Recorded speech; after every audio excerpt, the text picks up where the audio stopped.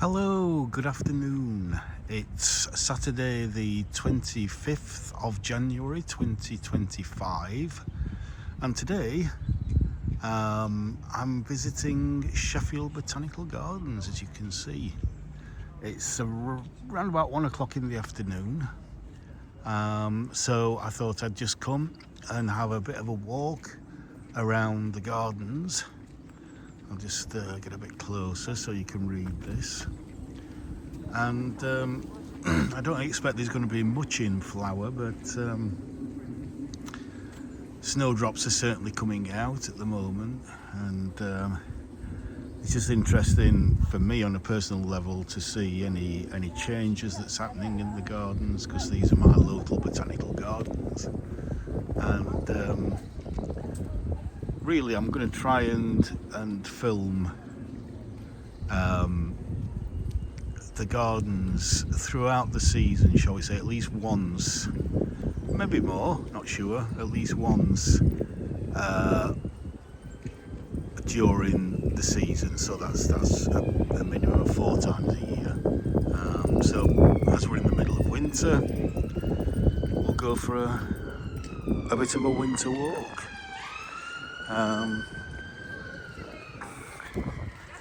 So I don't know if I've said it already, but I'm at the Thompson Road entrance, which is the bottom of the gardens.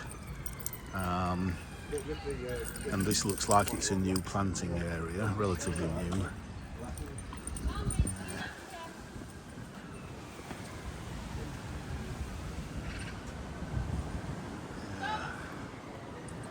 I can see snowdrops are coming up just there.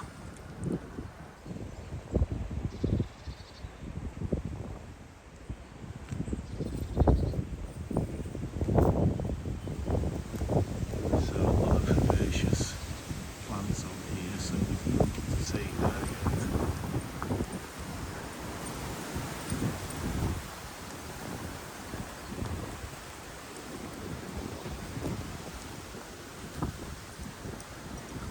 But let's take a walk up. Yeah.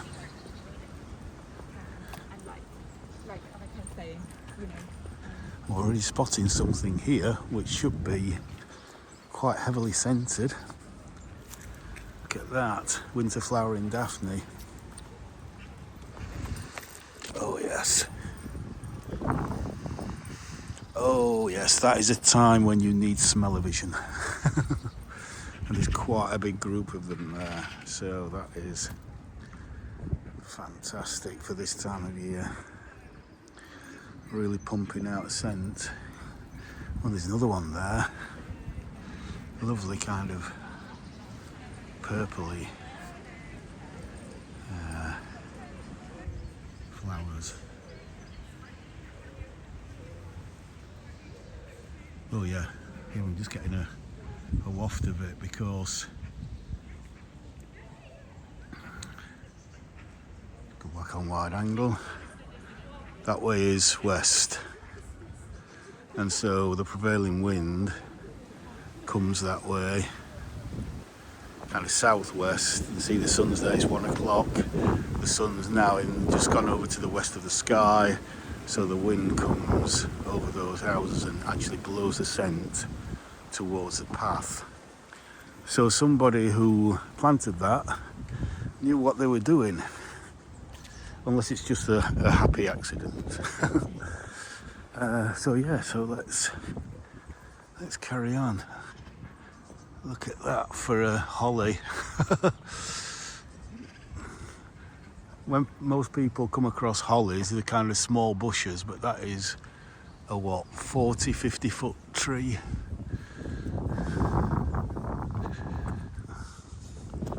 Or is it a holly? Am I seeing things wrong? No, it's not a holly. So I was looking at the trunk there. That trunk looks very beech-like, so might be an evergreen beech.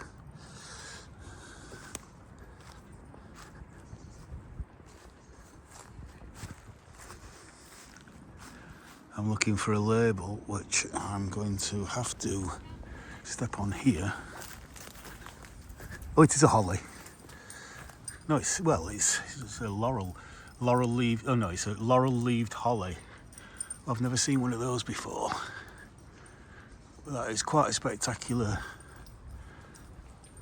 tree with very beech-like bark.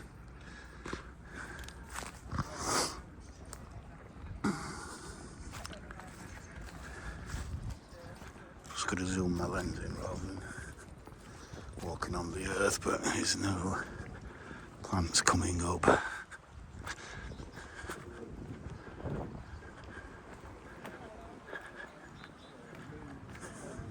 Put my other glove on now because it is a bit cold. The temperature's about 5 Celsius, which is what, about 40 Fahrenheit. This used to be the curator's lodge, quaint little Victorian building. You know, if you pause at the beginning and read the information on the information board, I think the Botanical Gardens were created, was it 1836 or 1832 by Robert Marnock.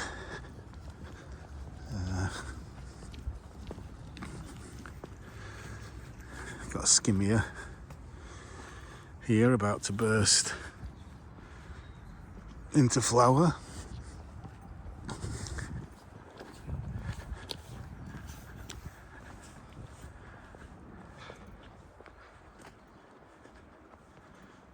I see a new tree over there.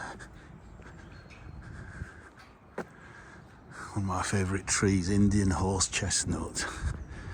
Flowers July time. But the soil around it, I think it was getting a little bit compacted.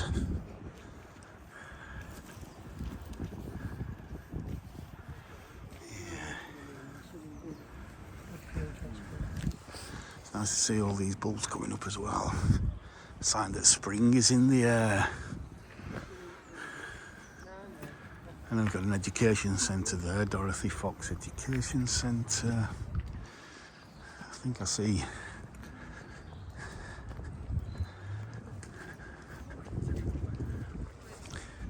a new tree over here.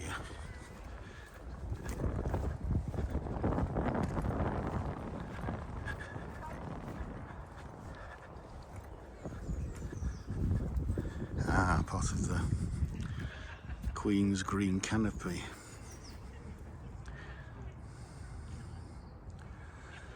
Lovely oak. Quercus.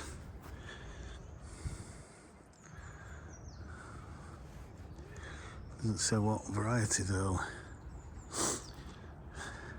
This is kind of prairie planting that they do at this time of year. As you can see, it's a complete mess all around there. But come midsummer right through to autumn, it's a massive late summer flowering colour that just attracts bees and butterflies. It's just absolutely fantastic. Obviously needs cutting back. Japanese wing nut. Yeah, that's a nice specimen. Right, let's go back over.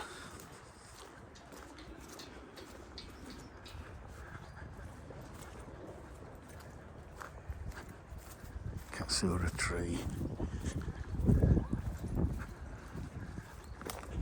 Now here in the UK, we have a kind of award system for high quality plants for gardens, and it's the AGM Awards, the Award of Garden Merit. So if a plant has that, it has good features for the garden. Those features are usually lots of flower, lots of year-round interest, robustness to a wide variety of climates, interest all year round quite often, so yeah, or just the very best of its kind that's been bred so far.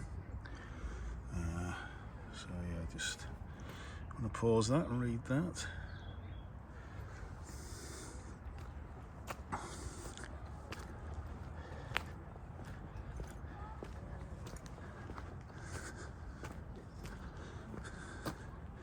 Lovely hydrangea.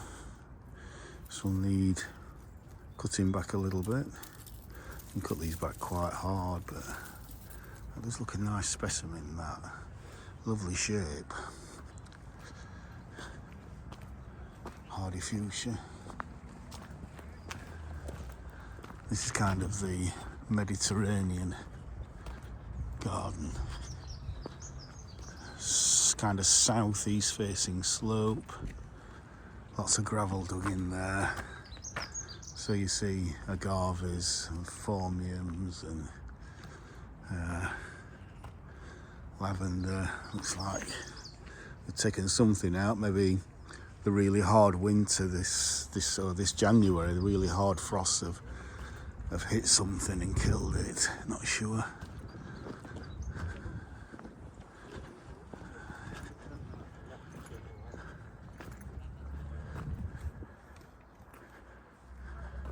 Again, they leave those artichokes there. I think they're artichokes, them.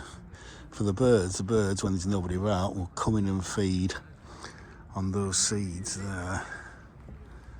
Yeah.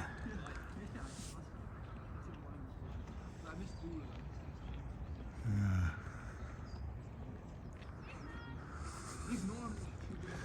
Oh, we've got a Japanese quince flowering chinemele.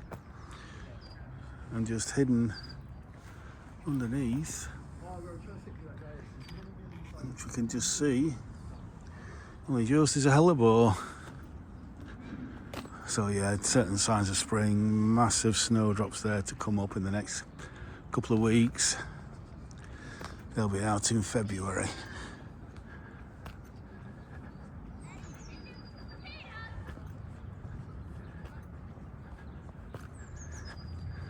Fantastic magnolia there. Look at this pyrus. That's some shrub. Again, all these flowers just waiting to put on the display come April, May. And we've got camellia. Got the buds on that. Hey.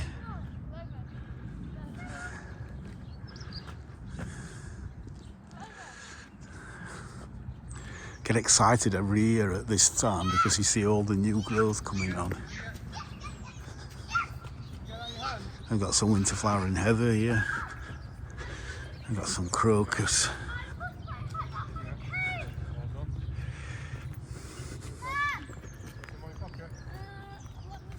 And then we've got a witch hazel here, winter flowering again. The scent on this, even though my sinuses are still blocked. Yeah, you can smell it a little bit. That's a lovely winter flowering shrub tree, small tree. Lovely autumn colour as well. Rest of the year it doesn't really do much, but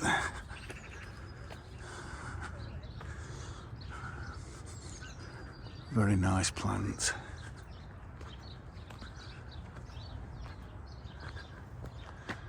So Sheffield Botanical Gardens is in the kind of southwest of Sheffield, about a mile from the city centre, just off Ecclesall Road.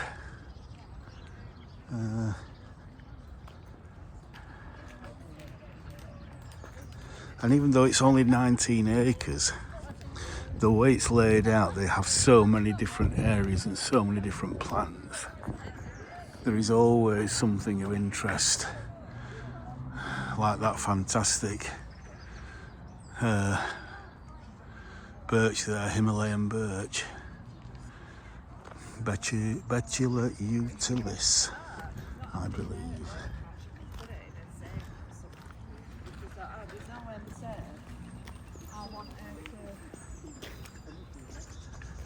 Unfortunately, because of the frost at the moment, we've got some more snowdrops here. We've got this lovely Katsura maple Beautiful bark on that. Just look at the bark on that. And then we've got a plant collection, national collection of Weigela, which are shrubs that flower mainly kind of June, maybe July time. And that's it. There's not really much interest for the rest of the year. There's some nice foliage on some of them, but it's not, you know, they're not plants that, you know, really knock your socks off. Let's just do a turn. What I was going to say is that the fountain's not on because obviously we've had frosty nights and you don't want to damage the pump. It's a lovely seating area here in the summer, or any time really. As it looks from here.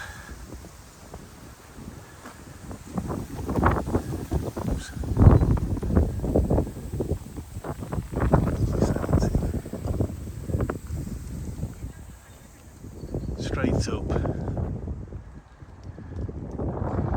the main walkway up to the glass houses. So yeah.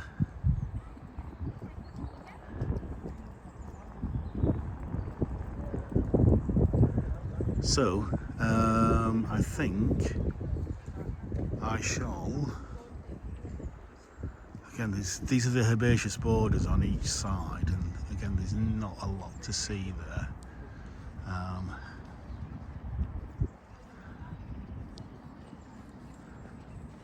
So I think what I will do is I will go back the way I've come, having a good smell of this winter flowering honeysuckle. Oh yes. Oh, even with my sinuses. Oh, that is just amazing. Oh. Go on, put your nose to the screen and smell that. That is wonderful. That is absolutely fabulous. Again, the small flowers that you don't really notice, and for the rest of the year it's just this boring green shrub. You can see the leaves here are nothing really exciting, but the scent is just to die for. So that's winter flowering honeysuckle, which is absolutely stunning.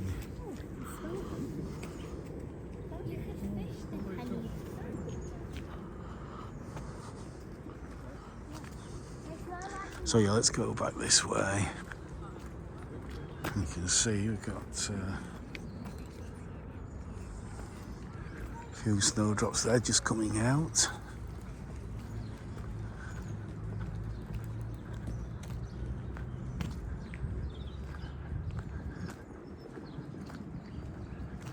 I think I don't think I'll go into the Robert Marnock garden today, because I don't think there'll be a lot in there.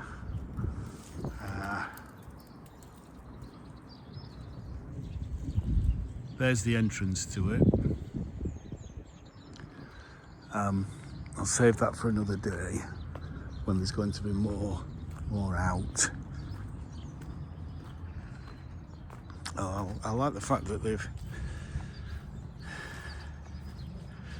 have actually put some snowdrops and hopefully other spring bulbs around the bottom of the Weigelas, because it just adds interest then throughout the year. So this is the east lawn. You can see the glass houses there, grade 2 star listed historic glass houses, which we shall go and have a look at soon.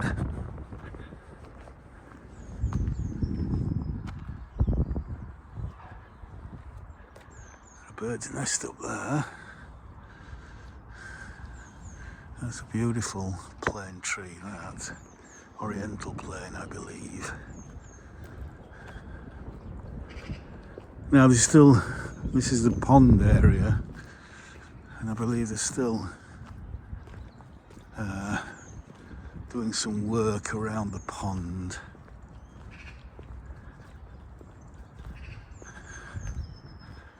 Yeah, they put a lot of gravel down, but they've not planted anything yet. I hope they're not going to be all, shall we say, arty-farty and go, look at this wonderful bit of artwork here, landscaping it. We bought a load of pebbles, we put them down, we're saying it's an art installation and that's the way it's going to remain, because that's a cheap option rather than actually planting it out with plants, which is what you should be doing in a rockery area. So you should be digging all this gravel in and loosening up that soil and planting plants that enjoy that. Now if they're going to do that, or if these plants are coming up that are going to come through, there's one there, then fair enough. But we shall see later on in the year. So yeah, we've got a lovely acer there. And some more lovely acers. Pine's nice.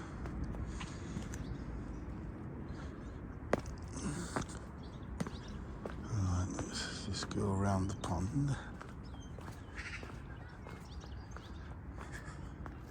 Rock and water garden. Again, please pause if you want to read that.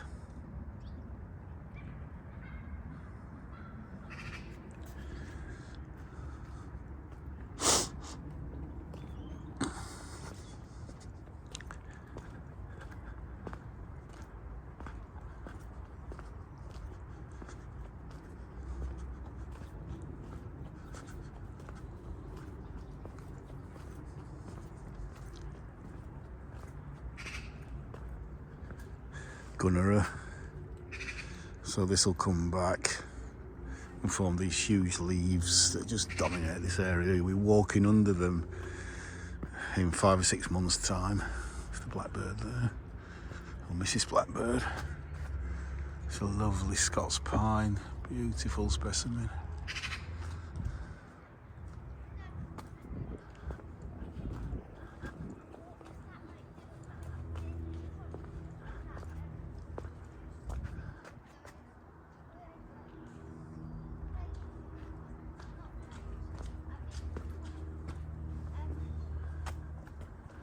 Lovely blue conifer there.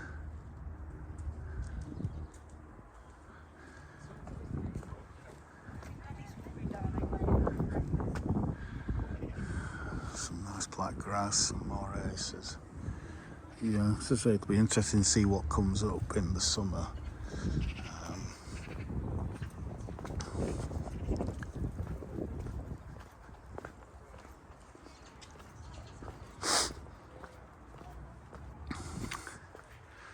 Right, not a lot to see over here as we come into what's called Osborne's Field.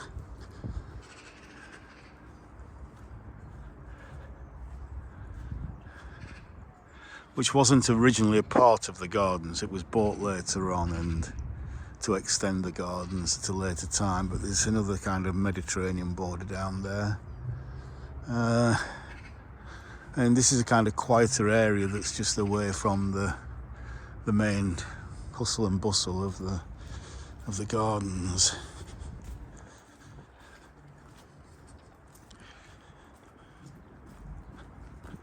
So let's go up here.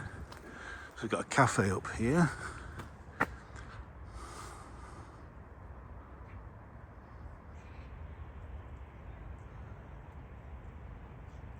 Beautiful. Lovely views over the gardens.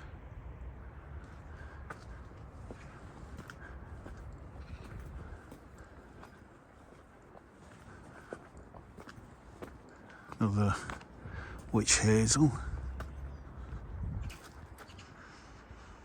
Yeah.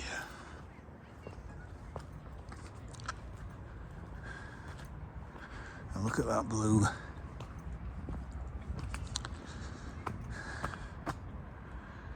Conifer of some sort.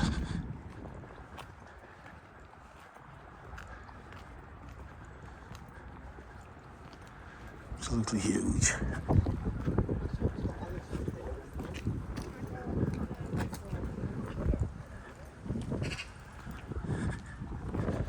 Is it an Abies?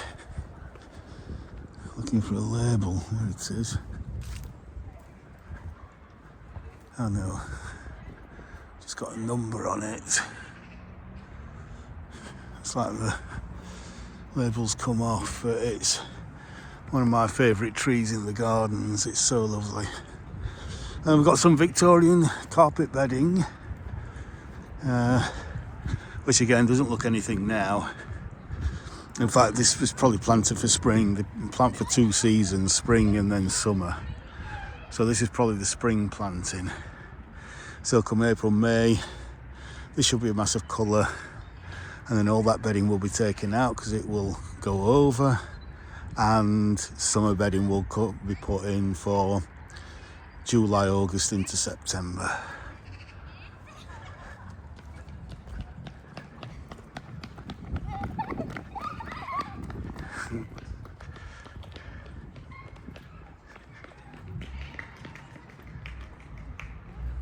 What a fantastic day.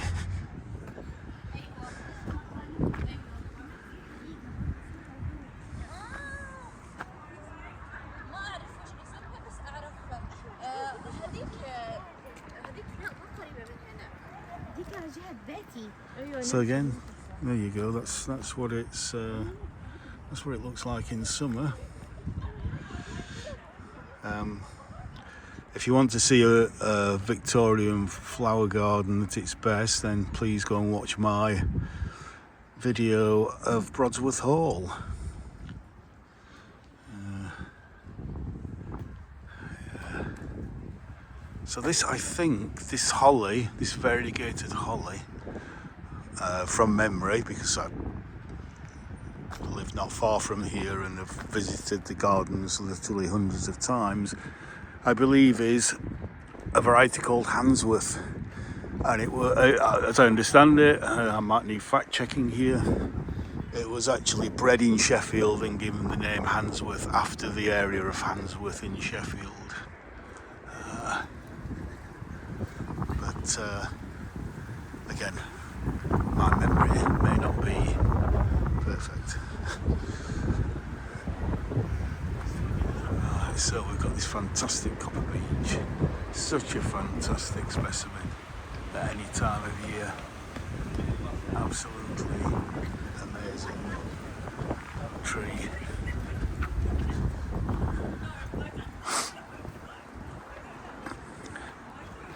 And then we've got the cafe, which after I've had a walk round at the end of this video, I should probably go and have a coffee in.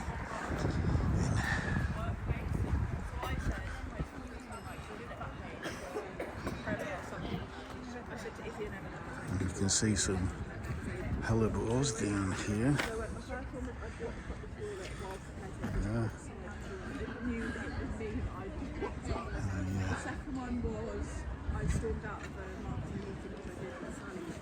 So you've got a little greenhouse kind of thing, extension there, views over the garden.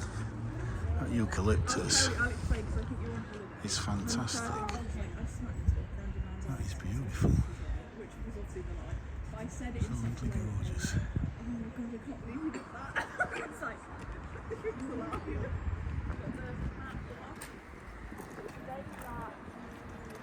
And then we've got the beautiful glass houses there, refurbished when?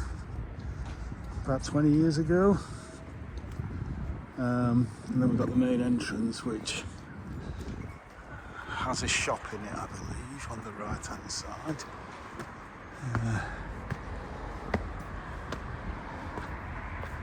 So this is the Clark House Road entrance.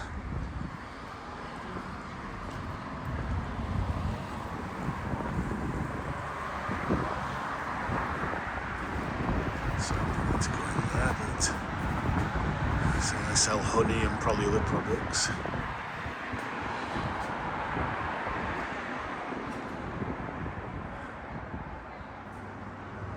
Lovely bit of ornamentation there. There you go, some info on Robert Murdoch.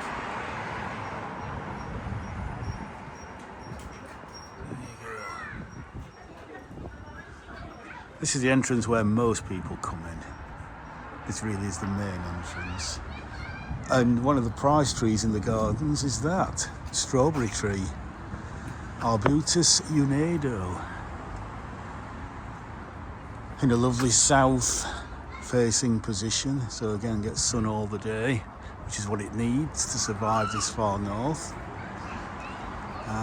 Trachycarpus fortunei there, next to it. So this is a strawberry tree because it has fruits that look like strawberries, but they have fruits at the same time as they have flowers. So when it flowers, it looks like, obviously it's going to flower this spring. I think it's spring flowering.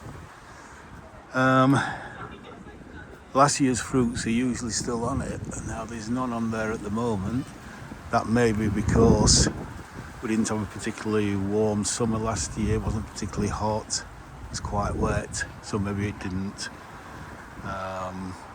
set fruit very well, but it looks like it's about to flower again, so we see what it does this year. But an absolutely stunning tree. Let's just take a look underneath it. Killarney strawberry tree. It's got this lovely, lovely orangey bark as well.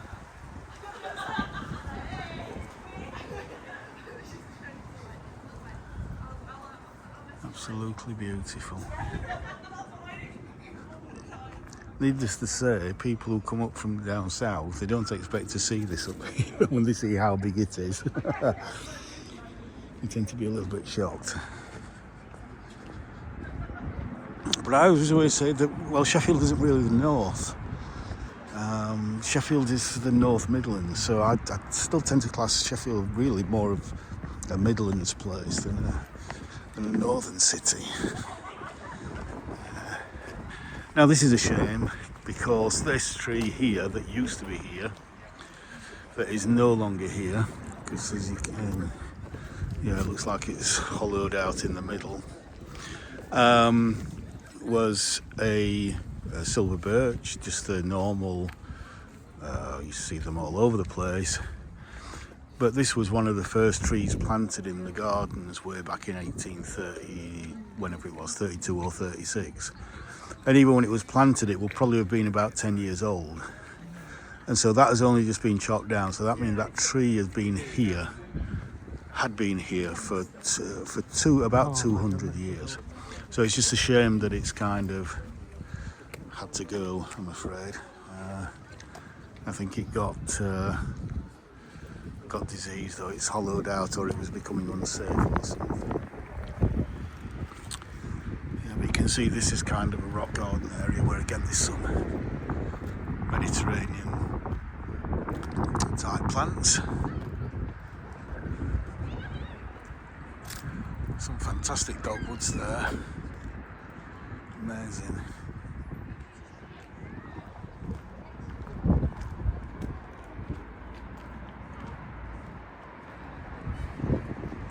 And then we've got these, again, this beautiful Victorian carpet bedding, all planted out for spring, with a lovely, what do you call them, tubs, troughs, lovely ornate troughs with a few spiky plants in.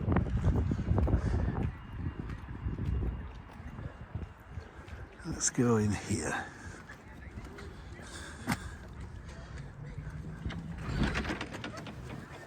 9 AM to 3:30. So we have some bananas in here. It is very warm in here. Again, please read that.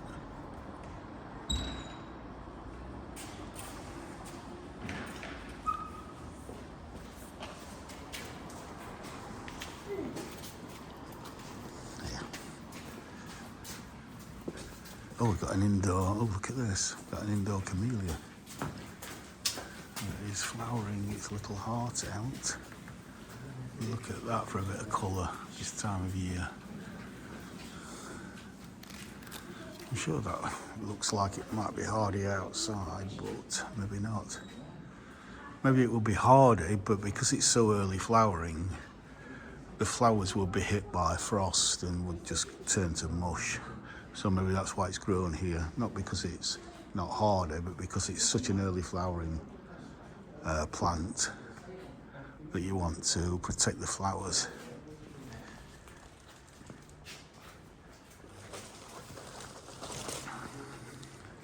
Like a proper jungle in here. Windows need cleaning. Oh, got another board there. So each glass house has a different kind of condition with different plants growing. So again, please read that.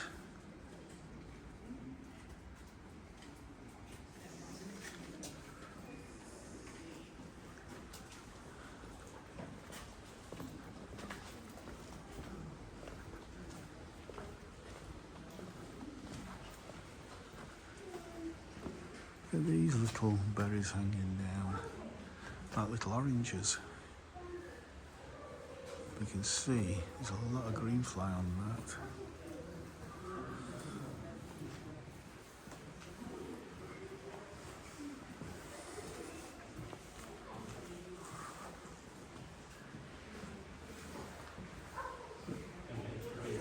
Look at these purple leaves of these bananas.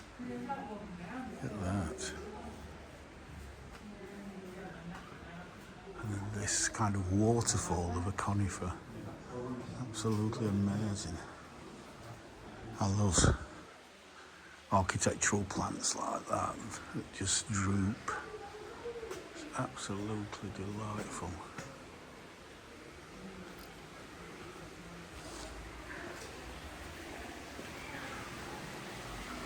And then as we come into the central section with the highest roof,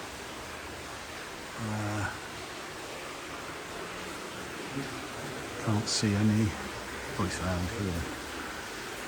This temperate conditions. Okay.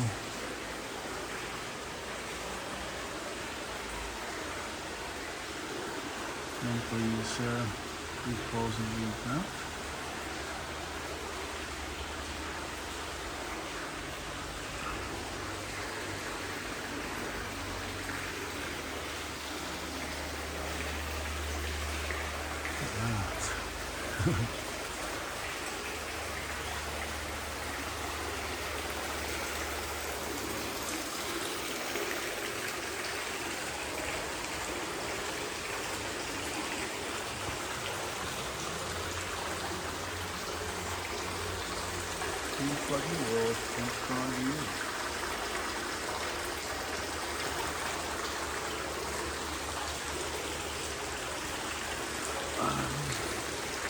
Some flower beds there.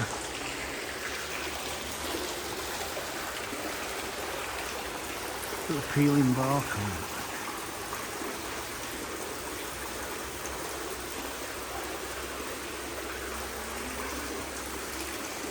It's so fantastic.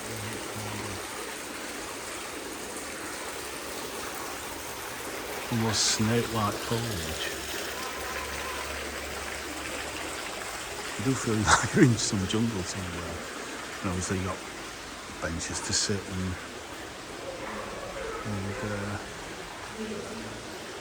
chill.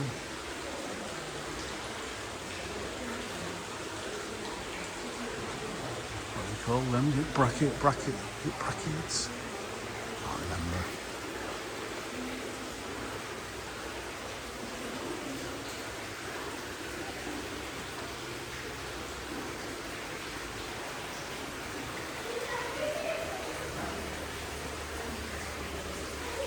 Look at that. Amazing. Amazing. Just come back here and see how tall that palm is. Look at that. Wow. Wowza. And here, I think we're in the drier area.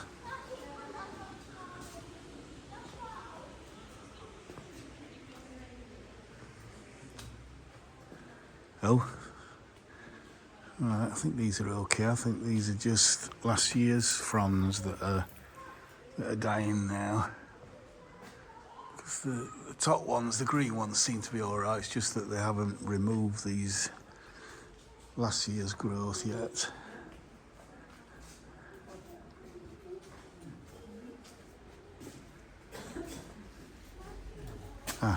Keep missing dry conditions. So there you go again. Just have a read of that.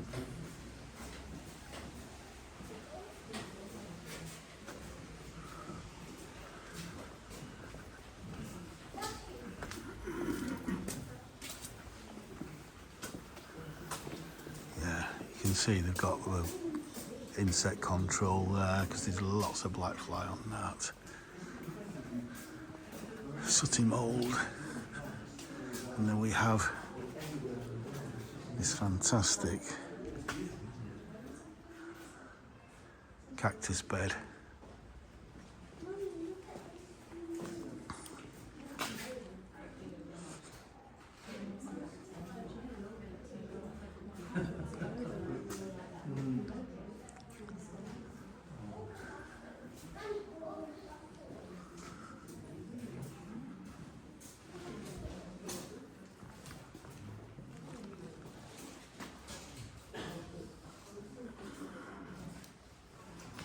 All sorts of shapes and colours, it's just fantastic.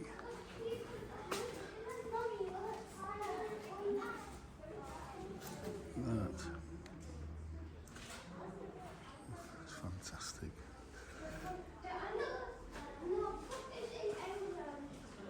And then we've got this in flower. No, it's not scented.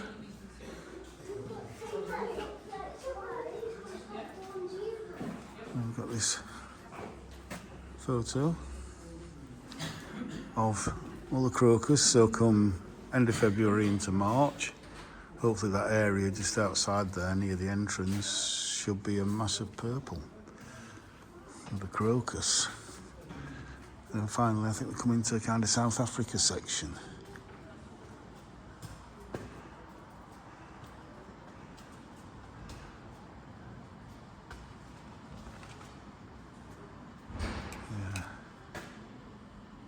Bird of paradise plants.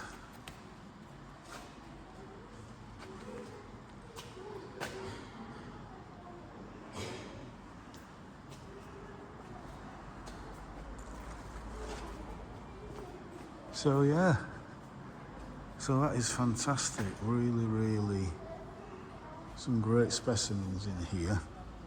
Just that the windows need cleaning a bit, and maybe the doors as well. So let's carry on our little walk this way.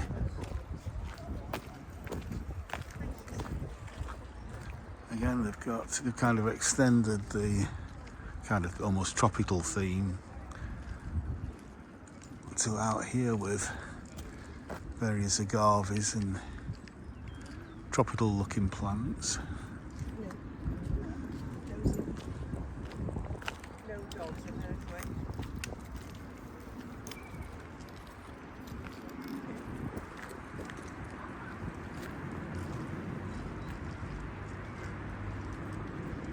And those are the wonderful glass houses.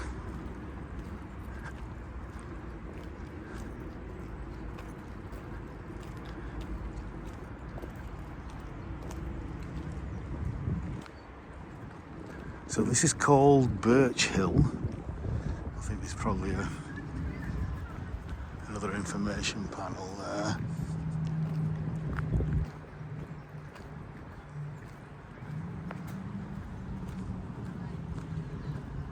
Around here, there's obviously these are a lot of birch trees here, different species, different types of birch. But then just over the path there, you've got some magnolias, which again, April time is fantastic. So yeah, Birch Hill.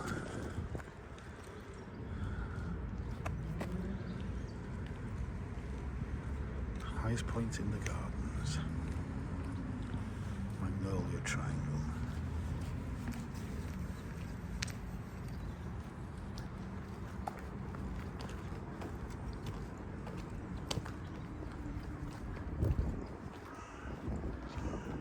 So these are the magnolias, and there's a lovely cherry there, lovely white cherry. Absolutely stunning tree. And there's loads of daffodils that come up around about the same time as well. Now, there's no point really going around the rose garden, but it's a classical Victorian style, very ornate rose garden with lots of metal arbours for the climbing plants, for the climbing roses, and then a statue of Pan in the middle. And the Pan, as people keep saying, is not Peter Pan, it's Pan, which is some other mythical creature, I believe, I'm not sure. But yeah, so there's not a lot to see there, so we won't linger. But in summer, obviously, that's a massive colour. So let's carry on. So again, another bit of a Mediterranean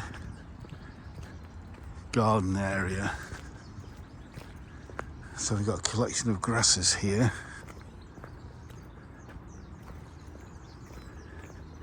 And we've got just there, with the sunlight coming through the bark there, the peeling bark, Tibetan cherry. Absolutely stunning. Just see if we can zoom in a little bit.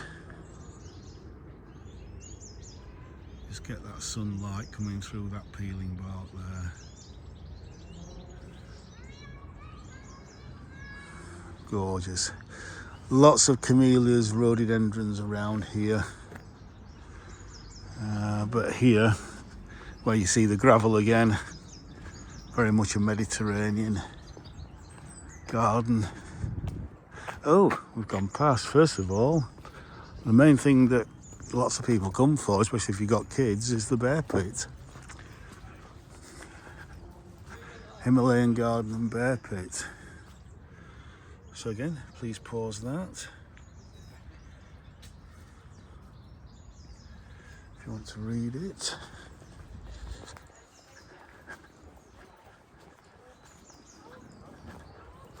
They've got one of the earliest flowering rhododendrons in the gardens, just coming into flower, and we're not even in February at the moment. That beautiful.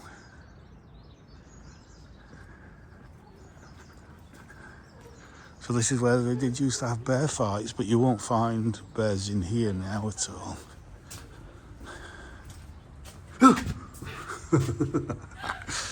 Scare your kids when you come into the gardens.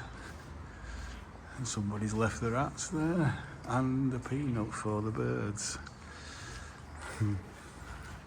And a scarf to keep him warm.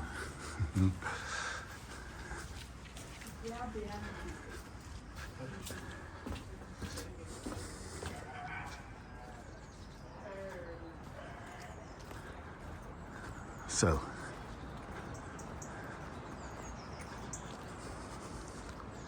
you can climb these steps.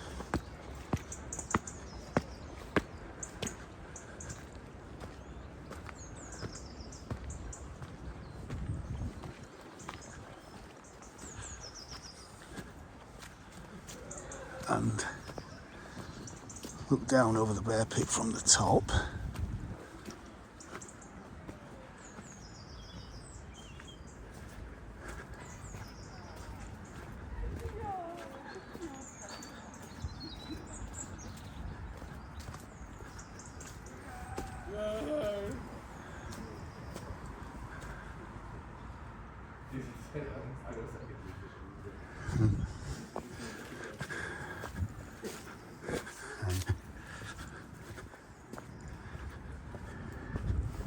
And then that brings you out as well.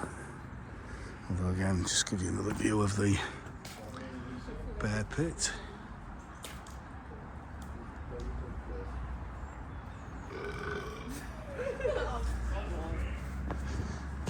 This brings you out to the top of Birch Hill. Again, proudly displaying the Green Flag Award for 2024-25.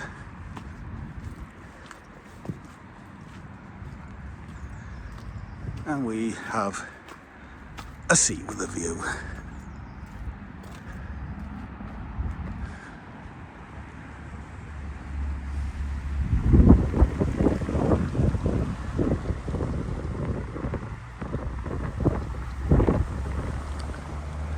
So let's go around here.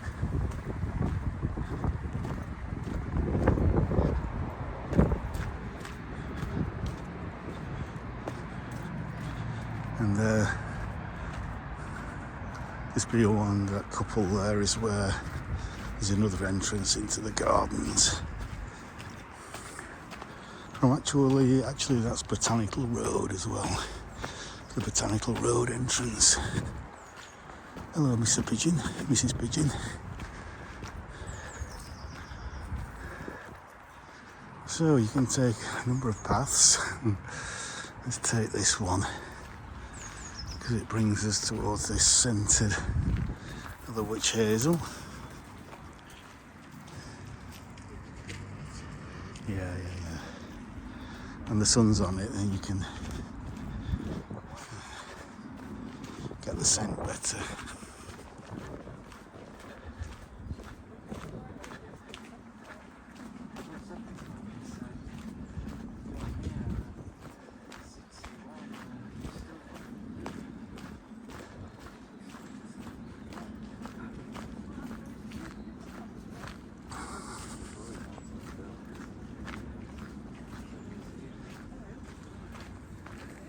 So I'm going to walk back down there to the Mediterranean garden. Looks like there's been some new plants in here. I'll cut him back anyway. Some rhododendrons and some eucharis look like. Mahoney as well.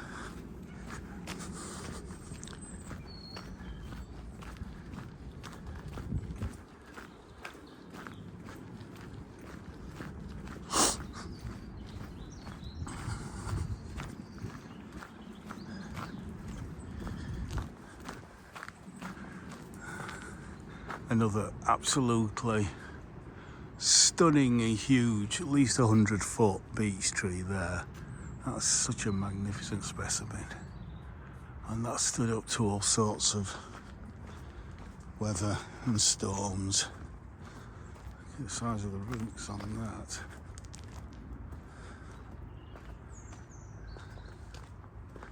So yeah, this is the... Oh, we've got a National Collection of Sarcococca. Sarcococca is the other winter flowering scented plant.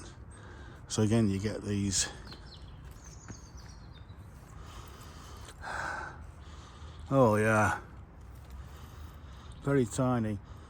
Oh, absolutely gorgeous scented flowers. But you also get last year berries as well, if they haven't all been eaten by the birds. So again, it's evergreen, so it kind of sits there as a shrub all year, and then in winter, well, obviously autumn you get the berries, and then winter into early spring you get the wonderful scent. Oh yeah, don't even need to go close up. There's that much of it. Amazing. Wow. Wowza.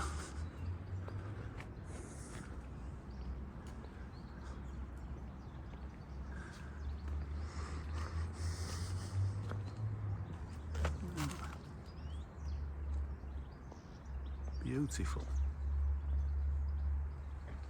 Sarcococca. Oh yeah, I don't need to go anywhere. Put my nose anywhere near a flower. The just scent from that is just overwhelming.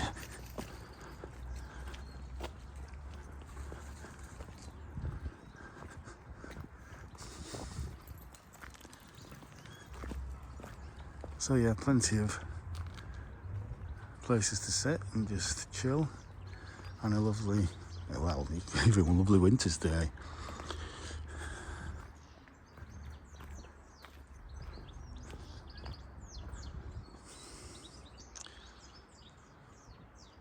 Oleia there, European olive. Might not think of olives being able to grow in this part of the world, but there it is.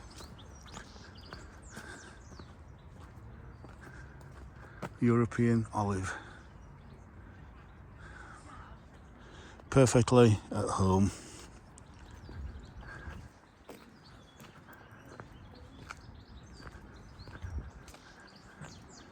Just have a look at this lovely early flowering camellia. Beautiful, still so many buds to come. It's only just started flowering. I would imagine quite a lot of these flowers have been out for some time, so there's a little bit of frost damage on them, but not a great deal. This one's obviously quite a hardy one. Beautiful. I know we've got some bit of an orchard here with some apples. We've got a quite mature liquid amber there. We've got the odd pear as well around here.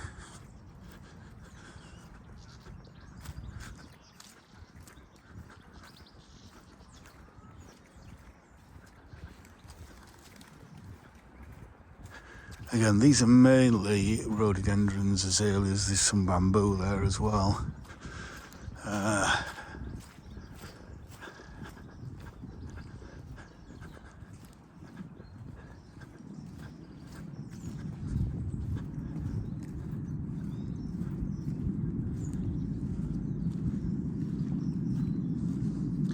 This is a very shady part of the garden. Jill's tree. So we've got azaleas there. We've got some magnolias here, which you can see these lovely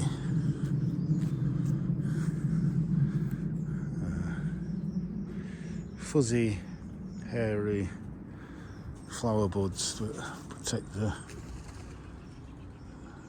flowers from frost.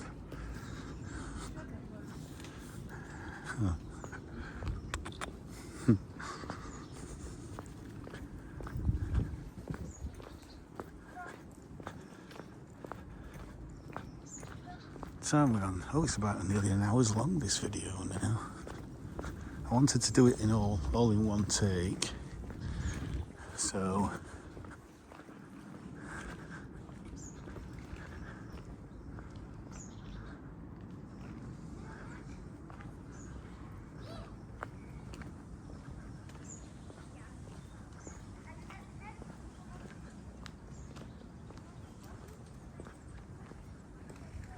Bear's Breeches, Acanthus mollis. That looks like a nice bright green foliage that really lightens this area up. Quite a shady area. Swamp cypress. Ah, there's a swamp cypress then. Looks like it's lost part of its crown. Hopefully it's okay. Usually see it in much more swampy ground than what is planted in here, which is maybe the top's broken off.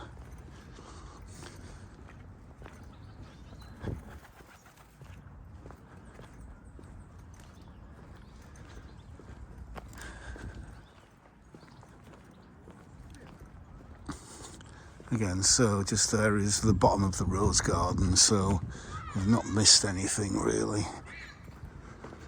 Yeah.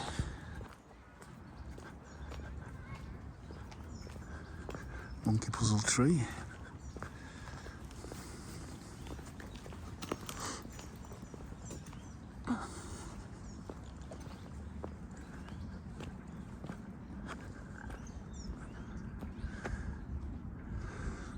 And just going down there really leads down to that prairie area that still needed a cut back. big haircut. So again, more rhododendrons, lovely Acer. Acer, I can't say it. Aconitifolium, is it? Let's have a look. Aconitifolium. There we go.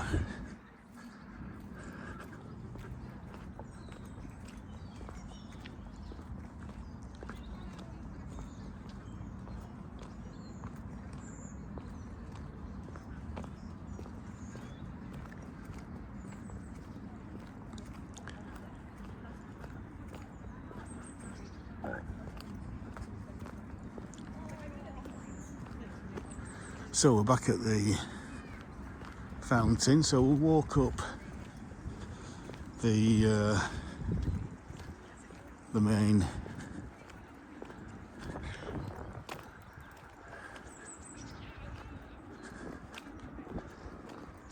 path.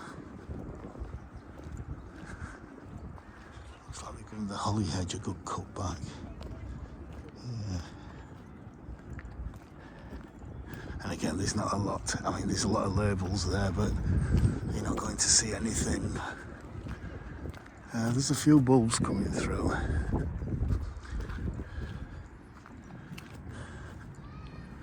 I've got a few bulbs coming through, but to me, again, it costs money though, doesn't it? They could plant a load more bulbs in here so that when all these herbaceous plants are, you know, dead or not in flower, then it's still a massive colour in spring.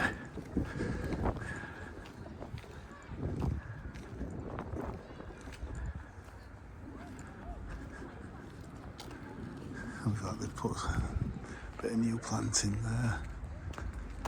Holly hedge. Like American stamps, like, oh, she's coming to America again. Like, I don't want that.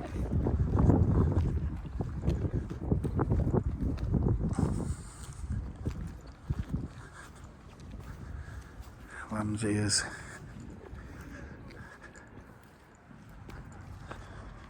And then we've got two on either side. Trachycarpus fortunei again. Hardy palm.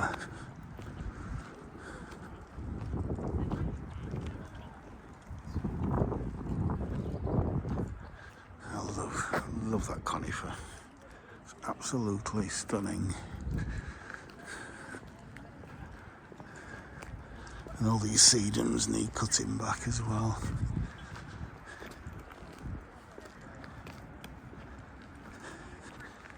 And again, just looking over to the rose garden there.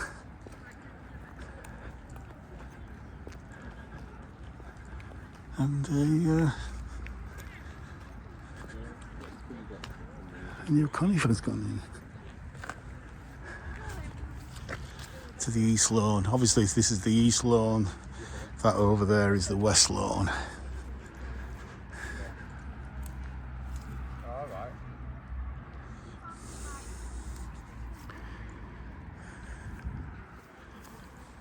Looking for that.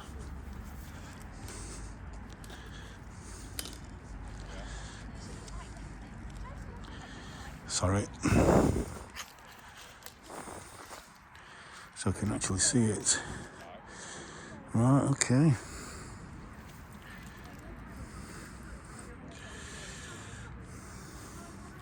Another 1,000 years and it might be as big as the ones in California, although I doubt it. Yeah, so grow well, little tree, because you won't be a little tree for long.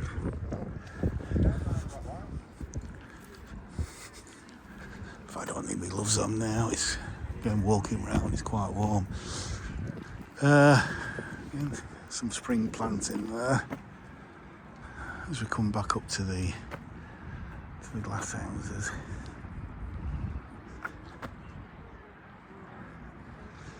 And the Clockhouse Road entrance there.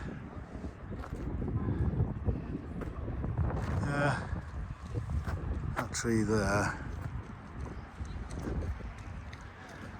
With the sun coming through the foliage.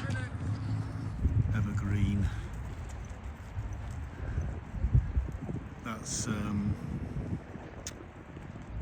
is it Quercus ilex? It's the evergreen oak.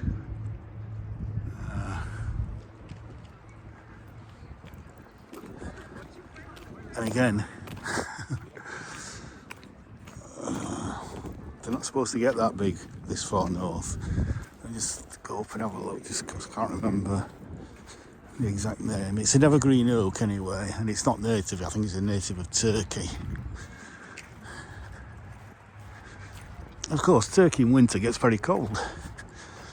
You know, you get snow, you get frost. In fact, it can be colder than here. But it's a fantastic specimen.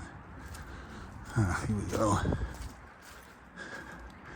Right, okay, so it's Quercus cross Lucombina. Oh, right, southeast France to northwest Croatia, okay.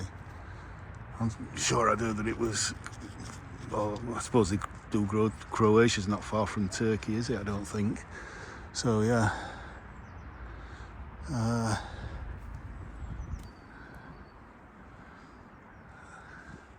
Doing perfectly well. What are we, 53 degrees north? Something like that. So, at 1:06, it's just really one more thing I want to show you, because I've given you, I think, a pretty comprehensive tour of the gardens in winter.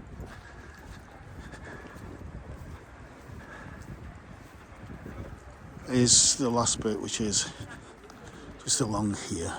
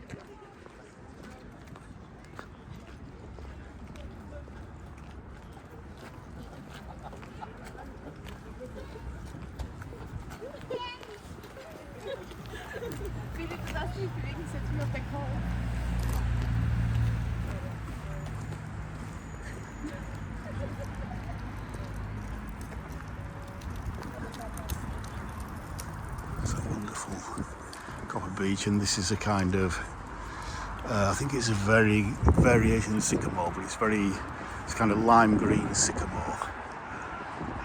Lovely contrast with the purple leaf beech. And the final part of the garden is around here, which is called the English Garden.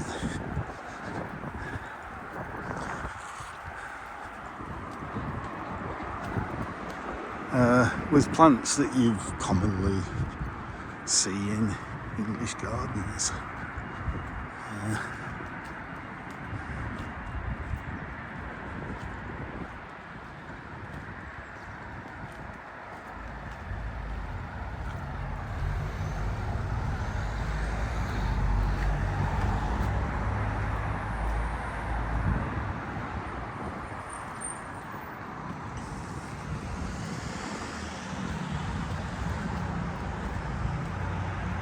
Coming the wrong direction, I should have walked through it from the other side with the sun behind me.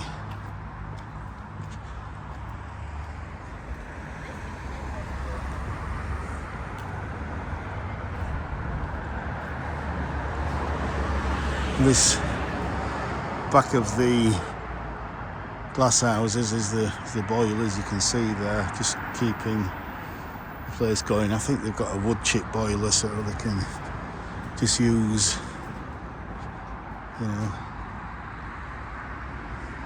wood chip from the gardens, really, or from because it's run by the Parks Department in Sheffield City Council, from any garden, any park in the city.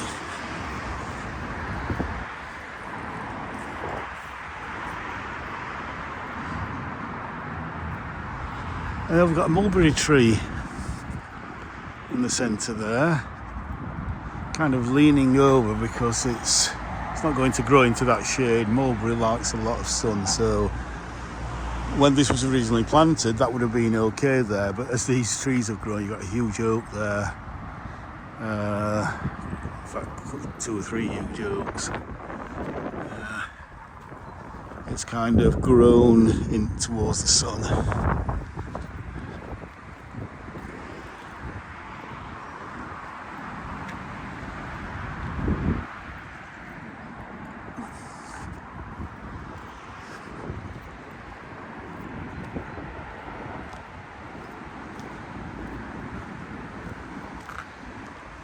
This area is probably one of my favourite in the gardens in mid to late summer, especially late summer, August into September. It's absolutely a massive colour. Sedum's out, lots of late summer flowering plants, and the beginnings of some of the acers and some of the other autumn coloured plants beginning to colour up.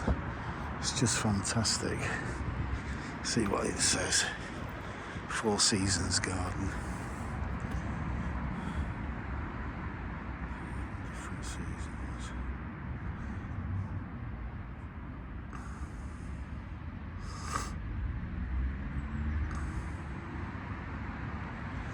Yeah, so let's have a read of that.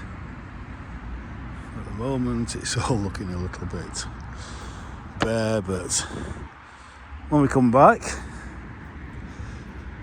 later in the year, hopefully once every season, but if not, at least during summer, in the summer holidays, I should be able to get back at least one day and see everything in flower.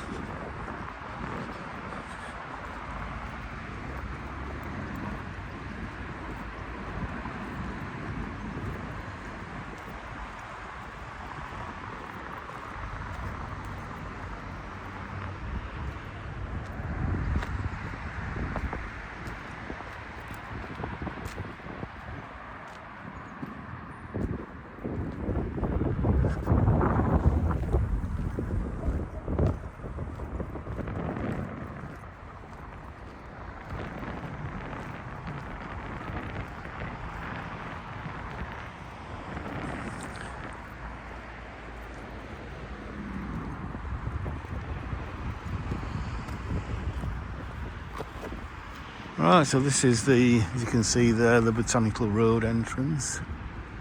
Some hellebores flowering, some snowdrops. So as you come in from that entrance, again, you should see something most times of the year that's in flower or about to come into flower. Lovely cherry there. So yeah, 4 Seasons Garden. So I think they've renamed this now the 4 Seasons Garden rather than just the English garden.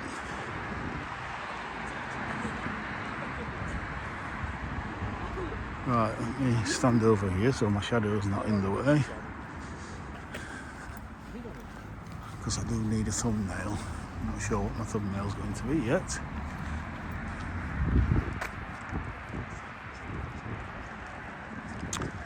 But yeah, I think I'll leave it there for now. So if you've enjoyed this video, please like, share and subscribe, and comment, and hit the notification bell, which lets you know when I release a new video. And with that, from Sheffield Botanical Gardens in January, I'll say bye for now. Bye for now.